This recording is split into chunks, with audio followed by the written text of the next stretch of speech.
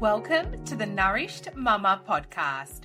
I am your host, Anna Robinson, certified nutritionist and wellness coach, plus fellow mama. This podcast is here to show you that you can live your healthiest, happiest, most vibrant life as a mama. Each week, I will be sharing different nutrition, lifestyle, and mindset hacks that are going to support you in your health journey.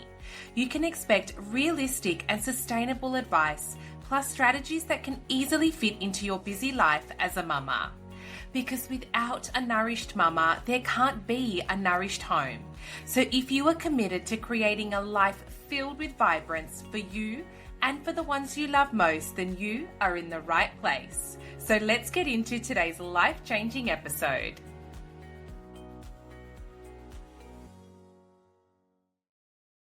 Okay, today we are joined with the beautiful Elise. Elise is a mama of three. She is a health coach. Is that right? Health coach in training? I am doing functional nutrition. So I guess you could say, yes, eventually I would love to be coaching people in nutrition. You would be amazing at it, Elise. And you are also the podcast host of Inspiring Her, which is such an incredible podcast, something that so many women need to tune into. You inspire women to live their healthiest, happiest life, and you share some incredible advice on that podcast. And I have loved listening to you. I have also loved sharing your journey on social media and getting to know you over the last year. And I am so proud to call you a friend as well. So I'm excited for you to join us today, Elise. Thank you. That was so lovely, and everything right back to you. I just love our conversations. I love how we connect and talk about wellness and nourishment. And yeah, I think we're in the same boat. We just want to share and help women feel their best selves. So thank you. That was such a nice intro. Oh, thank you.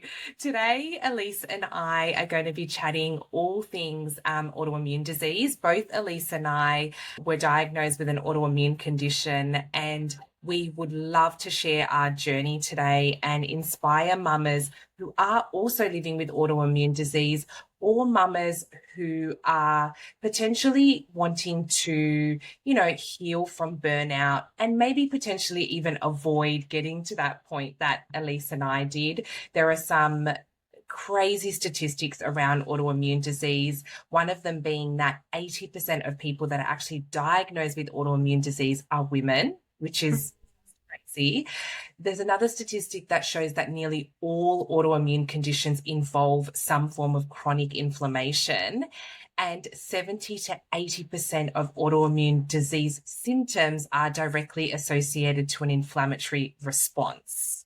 So this is why both Elise and I are quite passionate about anti-inflammatory eating and an anti-inflammatory lifestyle. And this is something that we have supported ourselves with over the years living with autoimmune disease.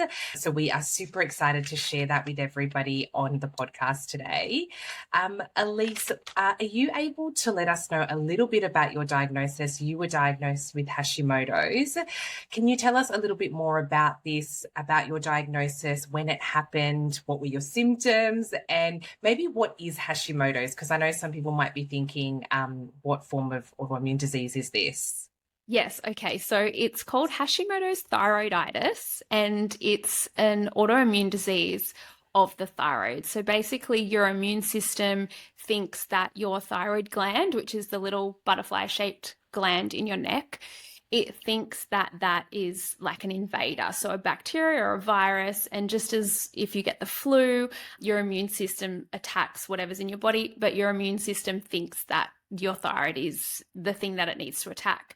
So it will keep attacking it. And basically this means that your thyroid hormones go all out of whack because your body doesn't know how much to produce because it's really inflamed. It's not producing enough thyroid hormone, and then it will flip to producing too much. So your symptoms would range from like complete lack of energy, putting on weight, you'll lose your hair, you'll feel cold all the time, and basically feel like you have the flu. You know that feeling where you're just really achy and you're just not feeling great in yourself. So they were definitely the symptoms that I was feeling. And I got diagnosed kind of as a side diagnosis to PCOS. So I was diagnosed in 2012 and I was on a journey to figure out, like, I hadn't had a period in a long time and I was engaged. And so I just started that journey. You know, you sort of think, I'm getting married and I'm going to want to have babies, so I better start looking into it. And as a side diagnosis to PCOS and seeing medical professionals, I then was seeing an endocrinologist and she diagnosed me with Hashimoto's. So to get diagnosed with Hashimoto's, you have to have blood tests over a few month period. So it's monitoring your thyroid hormones. You have a scan of like an ultrasound of your neck to see what's happening with your thyroid gland. And yeah, that's how you get diagnosed. So that's how I was diagnosed. And yeah, I felt really overwhelmed, to be honest, because it's not something I had ever considered that was going on. So this was pre-kids, Mm. pre-pregnancy.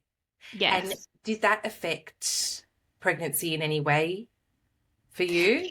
For me, interestingly enough, I hadn't had a period for probably about 2 years, and that was a factor of my lifestyle is working really stressful job, long hours, and side note, I love going off on tangents. Yeah, I I we re always do that. I recently heard, you know, your statistic, you were saying 80% of autoimmune disease is in women. I recently heard that this is starting to be researched because women are so used to saying yes to everything and we just keep taking on, taking on, taking on. And although they can't pinpoint what particularly triggers an autoimmune disease, what they can say is that it's definitely lifestyle related, which is something that we will get into further, I'm sure, when we're chatting. But I think because of my lifestyle, stressful job, you know, I was working out too much, probably not eating well to nourish myself. And yeah, so I was looking into the fact that I wasn't having any periods, and then that's how they found out. But interestingly enough, as soon as I got on thyroid hormone, so thyroxine, I was getting married. We literally got married. I must have been taking thyroxine for like 3 months. And because of all this, the doctors had said to me, you're not going to be able to fall pregnant easily. So we went on our honeymoon. We weren't using protection. We had all these travel plans for the next few years that we were going to do before we started trying for babies. And we fell pregnant. Oh, So, wow. like, that's probably because finally my body was balancing itself out with the medication. Yeah, so that was kind of the story. Oh, wow. That's amazing. And I Mm. love that you touched on that because I know this is also a little bit of a tangent, but speaking to that as well, there are some incredible things coming out about why that statistic is so high in women. And a lot of it is around that, always saying yes, the people pleaser, which we are naturally, society has formed and shaped us as women.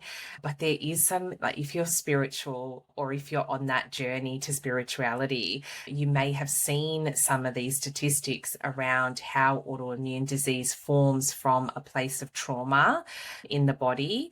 But that is a whole nother topic that we would probably need to speak to another day. So we'll stay on the facts Yeah. today. But at the time, obviously, you were quite young. You were in your 20s, is that right? Yeah, so I would have been 26, 27. Yeah. And so you were told, obviously, to start that medication. And, both of us agree that medication always has its place. But but the saddest part about autoimmune conditions is the fact that there is so much unknown research. And part of that means that not a lot of people are spoken about health and lifestyle when it comes to managing these symptoms or this condition in general. So at the time, other than medication, did anyone at all talk to you about other natural ways that you could manage your symptoms through food and lifestyle? Did anyone have that conversation with you? No, and this is a point that I really want to explain to women who are listening who might be in a similar position. And so much has changed since I was diagnosed, but you have to be your biggest advocate.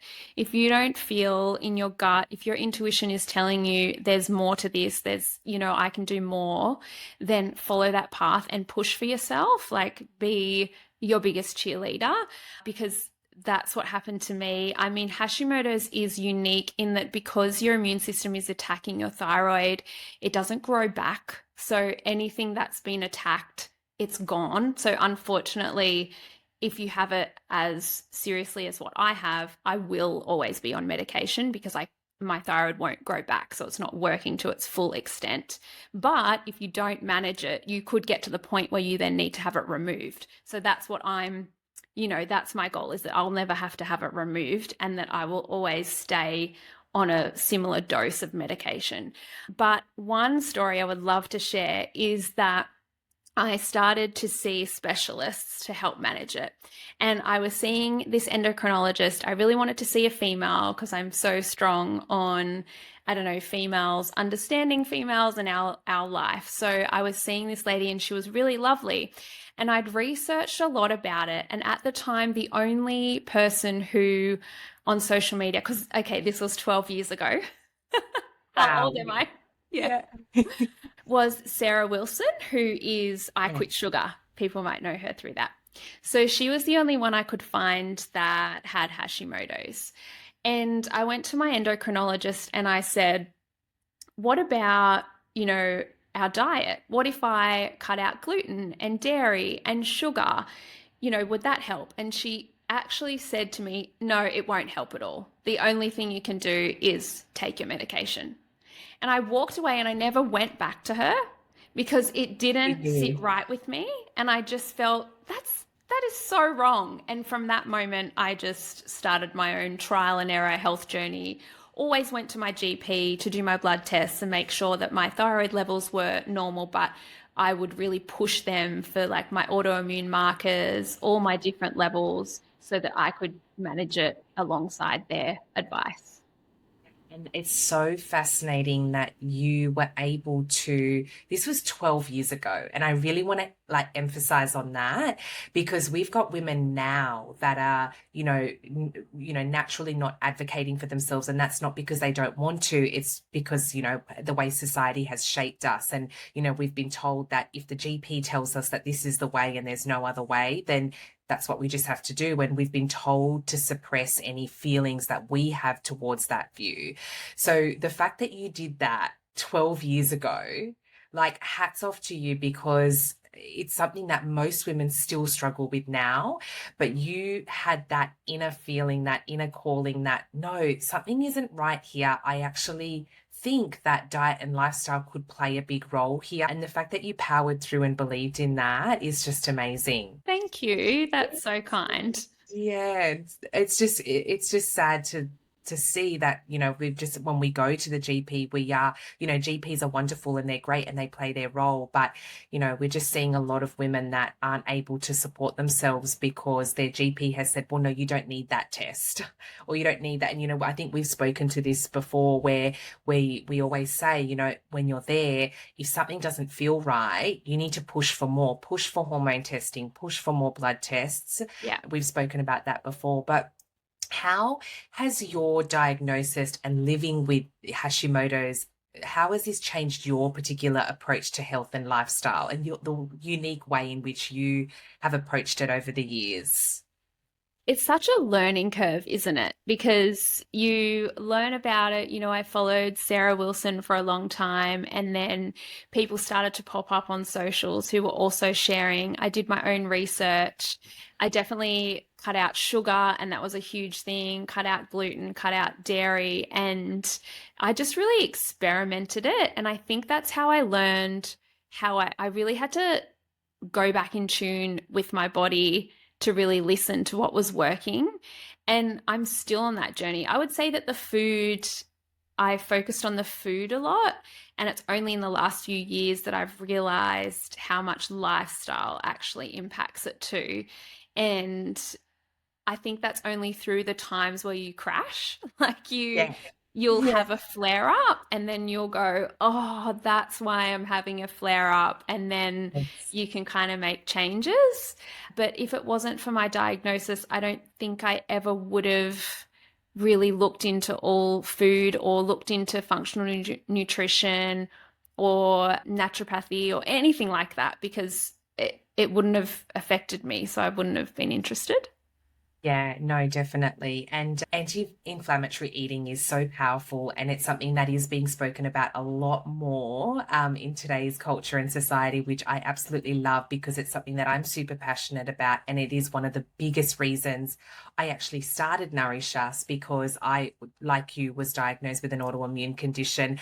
Mine, I do believe, came from severe burnout from motherhood. I was diagnosed about 2 years after I had my second my daughter, and I, yeah, just became severely burnt out. I was experiencing a lot of those postnatal depletion symptoms, which a lot of people tend to think, sort themselves out.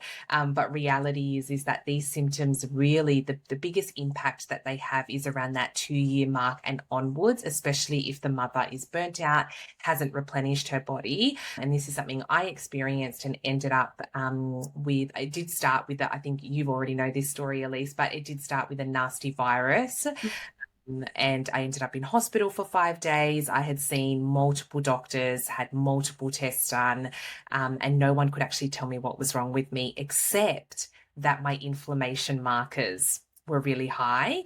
So to me, I went home, but it was no surprise that, the few weeks following that, I ended up being diagnosed with rheumatoid arthritis. I had severe joint pain. It was excruciating at one point. And I, like you, was given the medication.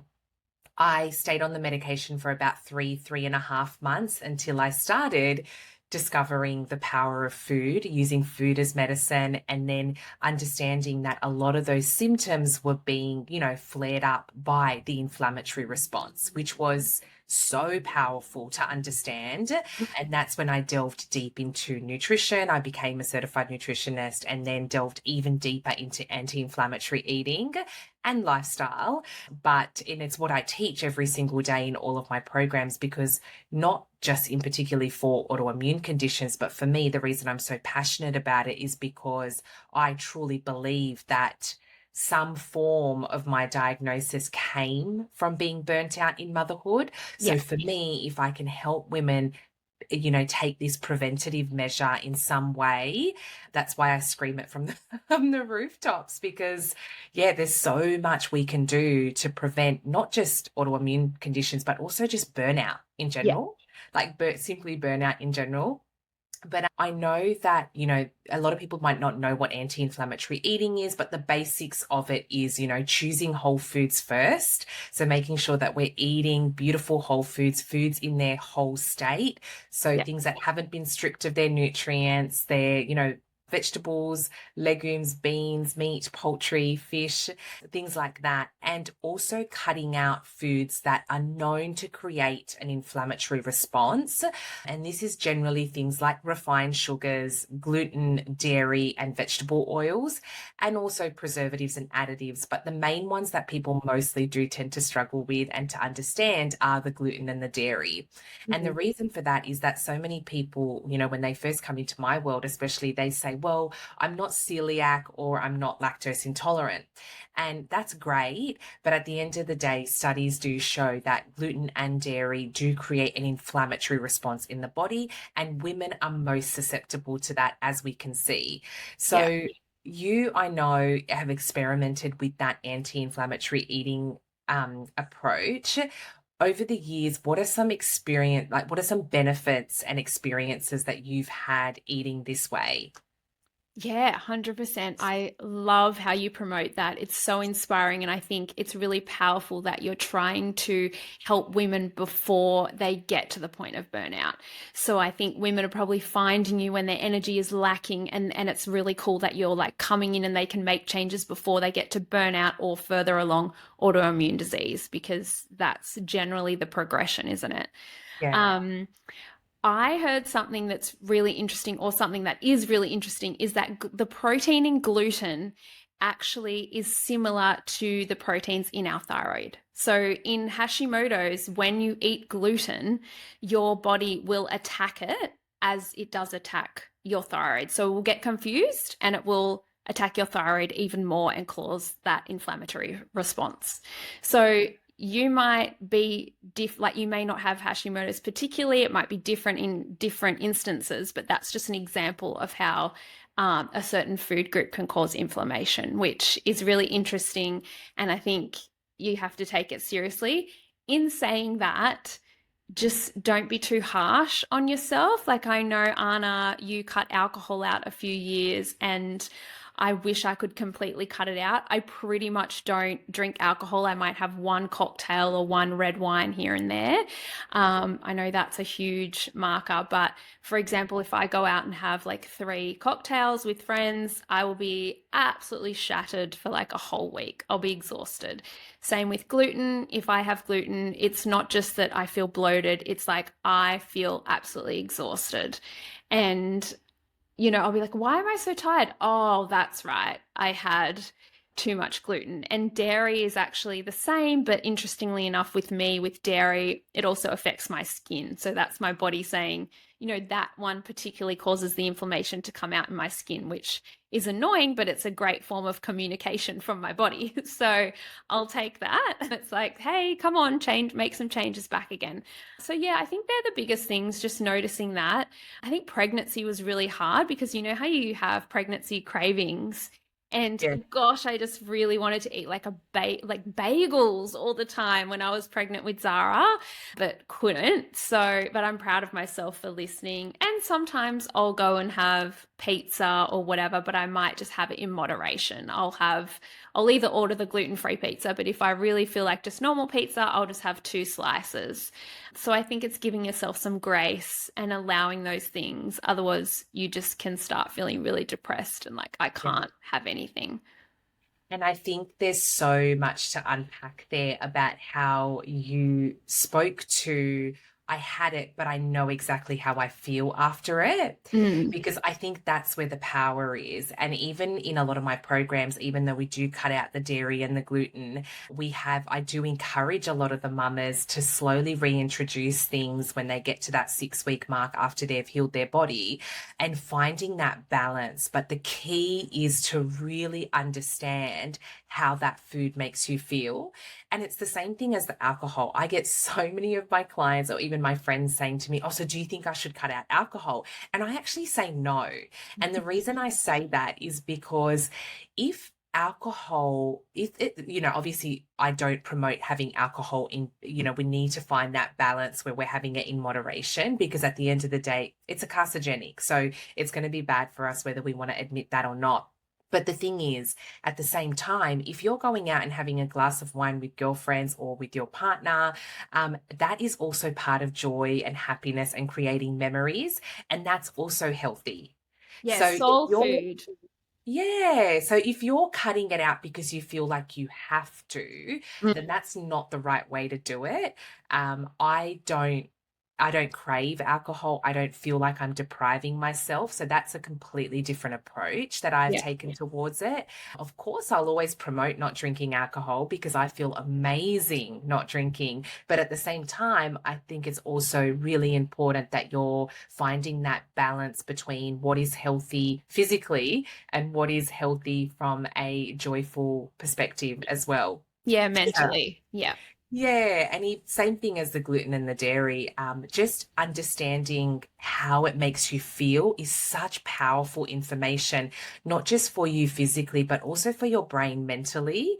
Just going, okay, well, I'm going to eat this now, but I'm probably not going to feel that great tomorrow, but it's okay because I'll be able to, eat all this beautiful stuff afterwards to make me feel better. That in itself is so powerful. And the problem Exactly. is that most people don't even know that it's that's making them feel bad.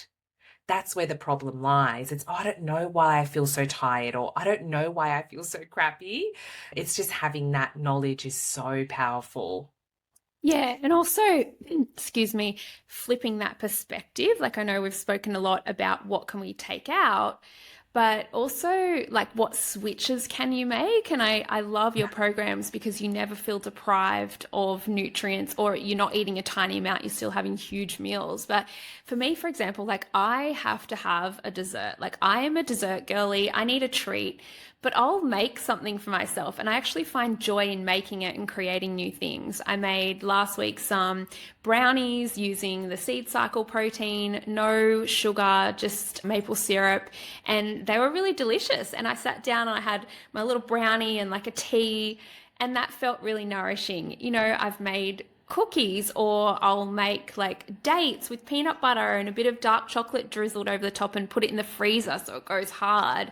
So it's not always about, you know, I think, and you're so great at doing this in your programs, like look at what is normal for you in eating and then figure out where you can switch it to create it into that anti-inflammatory diet that is actually going to make you feel better. And after a few weeks, you'll probably go, oh my gosh, I didn't realize I was feeling so tired. Now I feel so much better.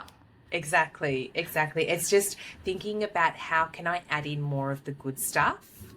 Like you said, flipping that perspective, when we stop focusing so much on what shouldn't I eat, but rather focus on actually what's going to make me feel my best. What should I add more of into my diet?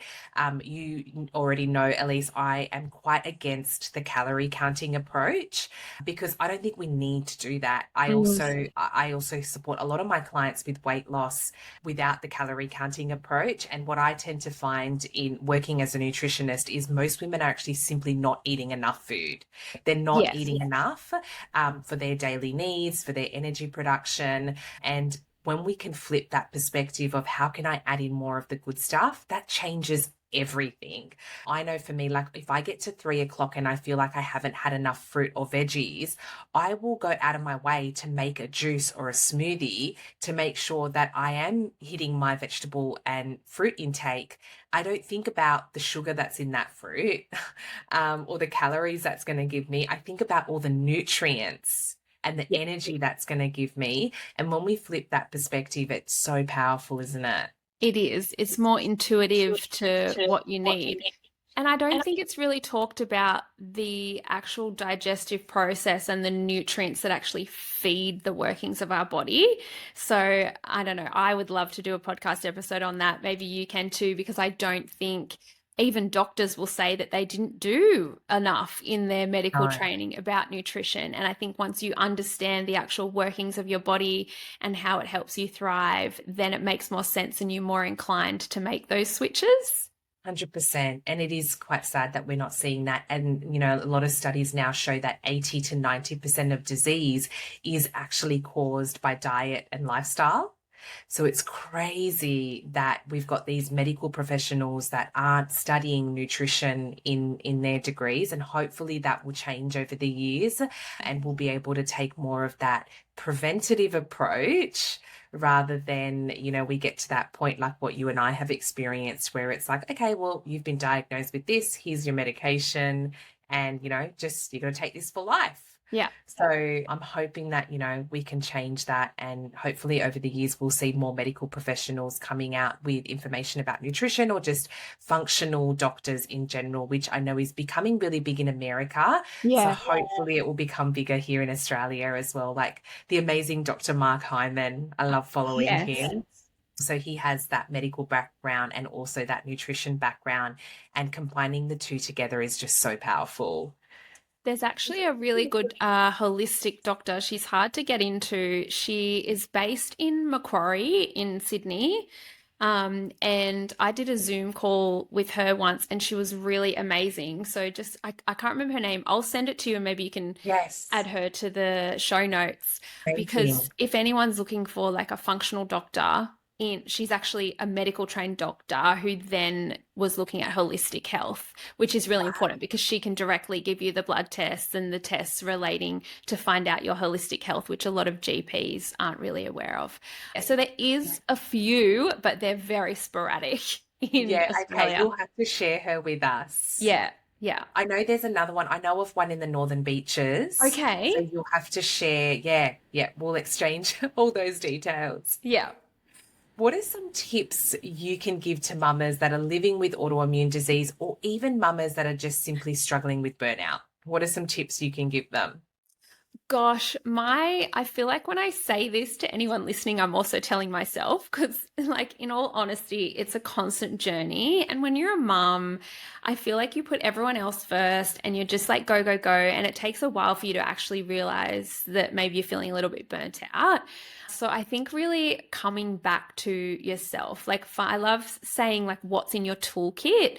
What's in your toolkit to come back to your mental health, to check in with yourself? What are the things you know work for you, and it will be different for you than it is for me, that really help you to notice, am I feeling burnt out? Am I feeling tired? Am I not feeling nourished? Am I getting angry all the time and not showing up? Like, they're all the signs that potentially you're feeling burnt out. Do I feel really bloated and sluggish? And for example, in my toolkit is going to do a sauna, it's journaling, even for just 5 minutes in the morning with my coffee. And that's not to say you don't have your kids around. Like this morning, for example, I had my journal there. I have my little prompts that I do just for 5 minutes, and I got the kids out their notebooks because I don't know about you, but my kids have been waking up super early. I think it's because the Yes. sun. So I'm like, yay, I'm going to have 5 minutes to journal, and then the kids are there. Maybe it's Elf on the Shelf because they want to. Yes, they're excited to Yeah. see what Elf's doing. Yeah. Yeah. But I got them their little notebooks, I got them their pens. So they're sitting on the coffee table drawing, and then I'm journaling for 5 minutes. It's coming Love back that. to nourishment, it's making healthy choices, it's connecting with a friend. So even just write it in your phone. Like, make a note that says my toolkit for self care or my toolkit for avoiding burnout. Write your few things. And then if you're feeling that you're going into burnout, just go on there and pick one thing to do today or tomorrow and just keep up with it. Love that. And I think as well, you touched on all those symptoms that you just spoke about, like the bloating, the sluggish, the being angry and tired. And the saddest part that I have found over the years is that all of these symptoms have been brushed off as Mm, being normal in motherhood, which I mm, really want to just quickly address. And the thing is, obviously, being tired, being overwhelmed, I don't want to take away from that because motherhood is hard, especially in those early years, and we are going to experience a lot of those symptoms. But I also want to be clear in saying that those symptoms are not necessarily normal parts of motherhood. yeah. And if we are experiencing these ongoingly, and if you're, past that 2 year postpartum mark and you are getting worse and these symptoms are getting worse, then I just also want you to know that this is not normal in motherhood. And I want you to know that if anyone does tell you, like a GP or anybody does tell you that, oh, you're just a mum, so, that's just part of motherhood, it's not. And there are so many things that we can do from a diet and lifestyle perspective to support these symptoms, and be able to support you as the mother. Because, like I always say, we can't pour from an empty cup. I know that saying this has been said so many times, but nourishing you is not selfish. It's essential. And when you do that, it's so important that you don't feel selfish and that you understand that when you nourish you, everyone around you wins. Yeah. And it's so important that we, speak to that as well, because I know a lot of these symptoms just get brushed off as normal parts of motherhood. Yeah. And And what showing if, up for yourself, like yeah, making the decision to do just one little change and showing up, because I feel like we put everyone first and we almost don't think we have the time or we're not worthy of doing those things for yourself, but just making yourself do it, you know? yeah, and it doesn't have to be anything big. No. I always like to say, like, think about one thing that you can do today that's going to benefit you. And even if that means that you're just going to go to bed 30 minutes earlier, Yeah. or you're going to drink more water, or you're going to go for a 15-minute walk around the block every day, I like to always build on those small habits. Those small habits are ones that make the biggest impact over time. Yeah. So that's really important. And Elise, what are some of lastly, your non-negotiable daily health habits as a busy mama? Okay, I guess it changes every day for me. Actually, I'm trying to find more of a routine between me and my husband because we both like going to the gym, but I was stealing every morning at 6 a.m. So I was stealing 6 a.m.s to do a walk or go to the gym. So that would be my first non-negotiable is movement. I really want to get to a 12:30 lunchtime Pilates class today. Sometimes it feels a little bit hard, but for me, I know that that helps me feel my best. So that is one of my non-negotiables, sorry, is movement. Yeah. And what else? It's really focusing on eating well. So I am the type of person, if I'm not organized, I just won't eat lunch. I'll just skip over it, so I have to be organized, whether that's making leftovers from the dinner the night before, or yesterday I cooked myself lunch, but I made a double serving. So today it's right there. As soon as I get home, I can eat it. They are probably my biggest non-negotiables, and checking in with my mental health. So journaling, I'm a Libra. I love talking things out or writing things out. Oh my God, of course we're both Libras. Yeah, of course we are. So that, and I know that about myself. I know that I just need to talk, but if you don't feel like you want to talk to someone, writing is just as helpful. Just like blah, So blah, blah, blah. helpful. Yeah. Yeah, yeah. And don't make it perfect. Just Yeah. blabble on the paper. Don't worry about spelling mistakes. That's the one thing I learned when I first started journaling, was I tried to make it look pretty and all perfect. Yeah. And now, honestly, when I read back at some of my journals, half of them don't make sense. Oh, But same. to me, I remember that moment and that feeling, and that's what's most important. No one else is going to be reading it. It's No. all for you. But just expressing your thoughts on paper, so powerful. So powerful. And Elise, where can we find you? So I have actually just launched my website, eliseinspired.com. That links to my podcast, Inspiring Her. I have really big things coming up for Inspiring Her in 2025. I'm hoping to connect with medical professionals, particularly in women's health, because I just want to create conversation around a lot of things we just spoke about and more in depth in certain health conditions. And I'm on Instagram, Elise Inspired or Inspiring Her. If you like cleaning motivation, I'm also on TikTok doing cleaning things. But yeah, that's me.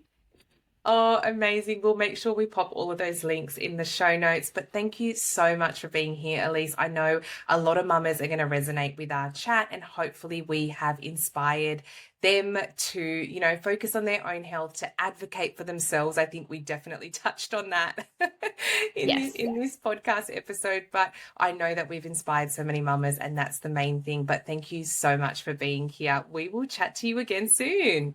Thanks, Anna.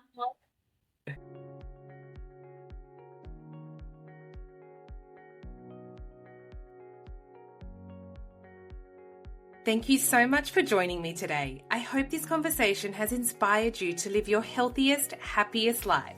Don't forget to subscribe and tune in next week. Bye for now.